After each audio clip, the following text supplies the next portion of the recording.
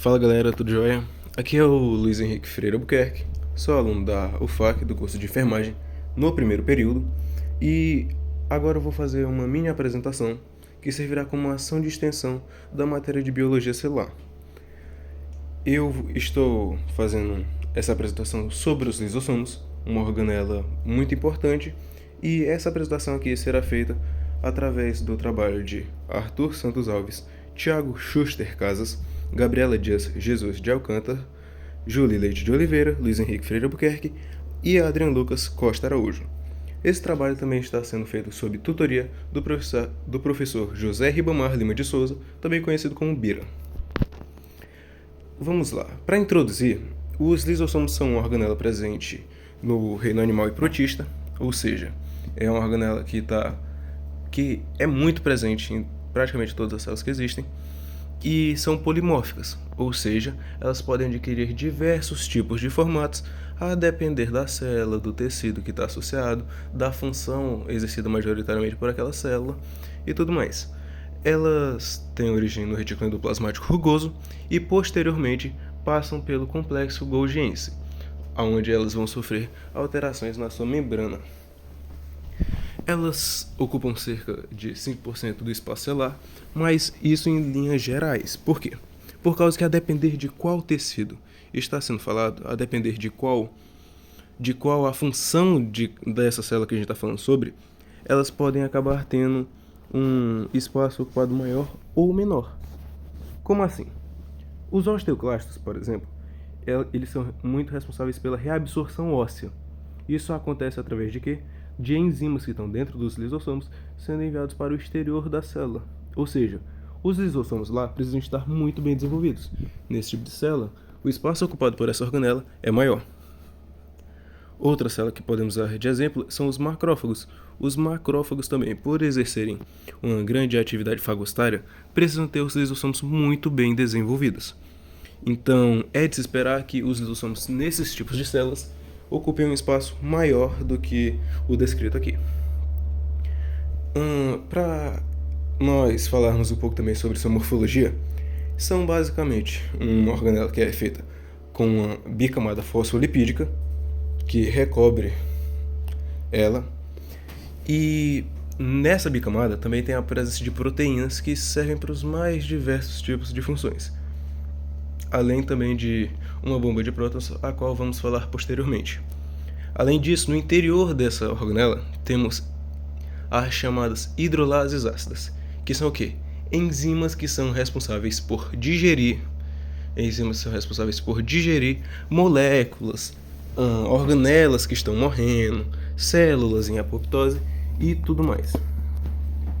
Essa é a morfologia que é possível falar dos lisossomos. Aqui nós temos uma foto e também um esqueminha. Na foto a gente está vendo diversos lisossomos que estão eletrodensos, ou seja, estão tendo uma alta atividade enzimática. E na direita nós vemos um esqueminha que fala um pouquinho sobre a criação do lisossomo.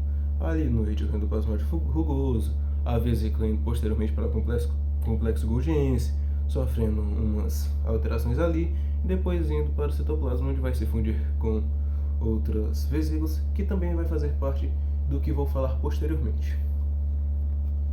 Aqui a gente vai falar sobre o método de funcionamento dos lisossomos. Como é que funciona o lisossomo? Ele funciona através do complexo ATPase. O que é isso? Vamos lá.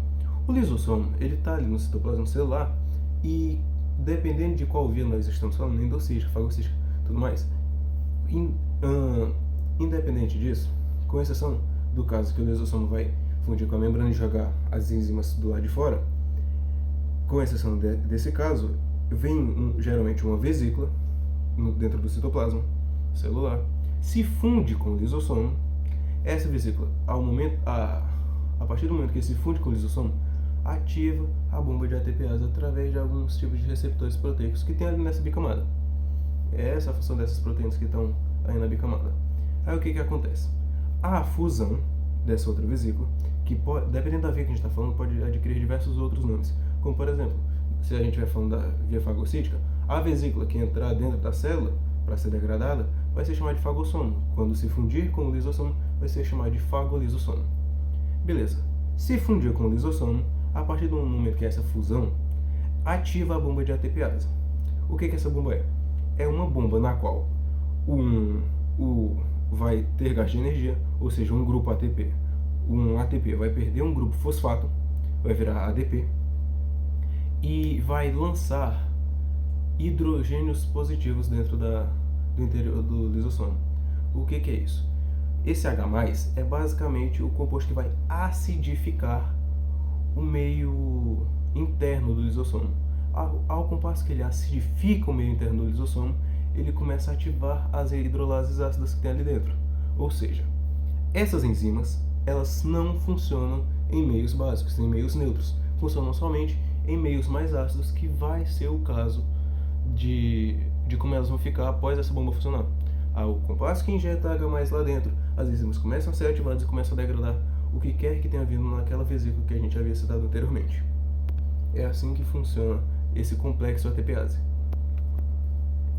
É importante nós falarmos também a principal patologia que está associada ao lisossomo. Qual é? A doença de Pompe. A doença de Pompe é uma doença que majoritariamente é hereditária, mas também pode acontecer durante a vida, dependendo do motivo ao qual o DNA da pessoa sofreu alguma modificação. Mas o que é principalmente? É um defeito hereditário na enzima AGA, alfa-glucosidase, que vai fazer com que as nossas células não consigam degradar o glicogênio, não consigam degradar o açúcar. Com o tempo, tecidos do nosso corpo, onde há uma incidência maior desses açúcares, há uma incidência maior de glicogênio, vão acabar sofrendo um acúmulo dele, porque ele não está sendo quebrado. E quando começar a ter esse acúmulo, pode acontecer diversas patogenias associadas a isso. Por exemplo, onde é que vai ser afetado majoritariamente?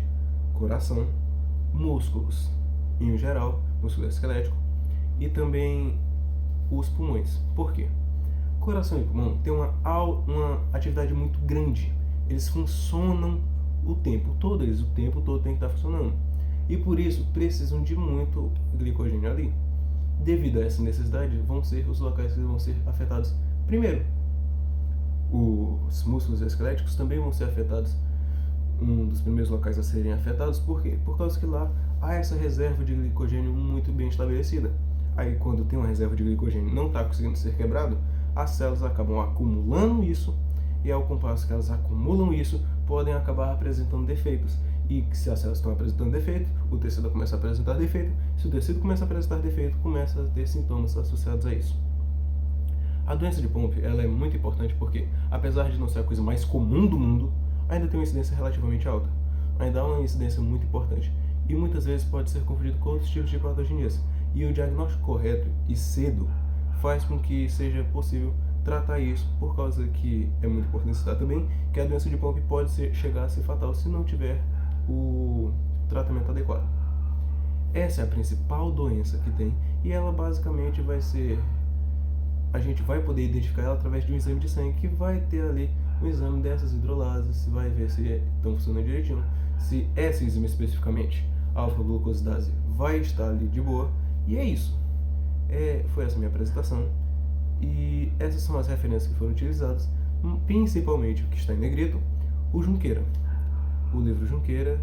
E é isso, galera, valeu aí, espero que tenham gostado da apresentação e gostem do propósito da ação de extensão, que é algo muito importante que a UFAC vem promovendo.